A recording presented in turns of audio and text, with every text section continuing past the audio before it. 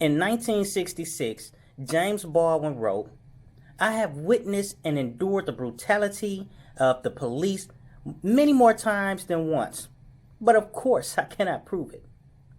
He goes on to explain the problems with police accountability. They investigate and answer to themselves, not the community they're supposed to be protecting. Fast forward to 2022, where there are now requirements for police to have on body-worn cameras. The community is extraordinarily proactive about capturing police brutality when it occurs, but the evidence of brutality is spread far and wide for the world to see. Yet, incidents like the brutality beaten death of Tyree Nichols continues to happen. While proving violence has occurred and is no longer the issue, there is still a problem. Baldwin names the black communities are not treated as the communities police are meant to protect and serve. If Negro Americans are not part of the American community, then all of the American professions are fraud, Baldwin says. Today, there is still a history and culture that not only protects and promotes brutality among law enforcement officers, especially in communities of color.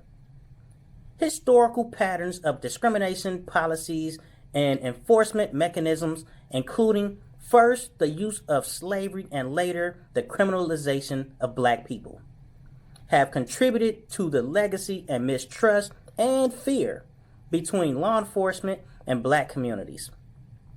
Racial profiling, excessive force, and other forms of police misconduct towards black people are still prevalent. Studies have shown that black Americans are disproportionately subject to stops, searches, and arrests by law enforcement compared to the representation of the population. This has contributed to higher rates of incarceration for black people and even for kids as young as elementary school age, leading to widespread school-to-prison pipeline. At every stage of life, from youth to adulthood, black communities are forced to have more interactions with police.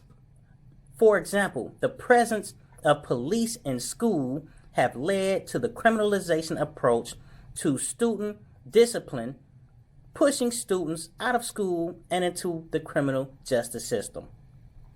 Black students are disproportionately more likely than their white peers to be suspended, expelled, arrested for the same kind of misconduct.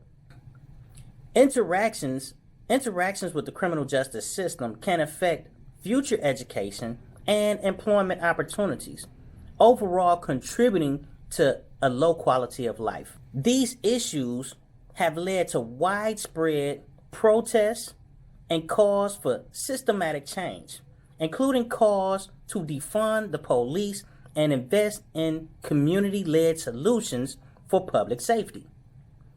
First and foremost, we need accountability in every act of brutality and every single time. We should not be waiting on the edge of our seats to see whether someone who killed someone in broad daylight will be charged and convicted. And of course, a series of public safety approach goes beyond violent policing. When people have an affordable and consistent place to live, can count on safe and affordable child care, have extra cash for after-school activities for the kids, can afford therapy and invest their money into mental health, communities become much safer and secure and a joyful place to live. The exact number of black men who have been harmed by police in the United States is difficult to determine, as comprehensive data on policing use of force is often not publicly available.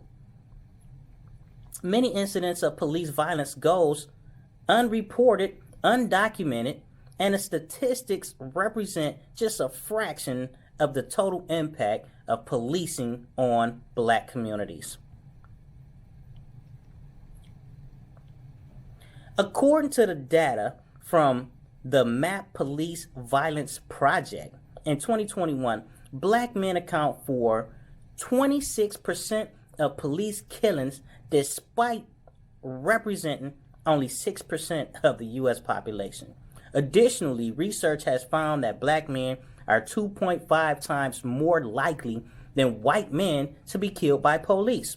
Studies have shown that black men are more likely to be subject to the excessive use of force, such as tasers or pepper spray, during police encounters.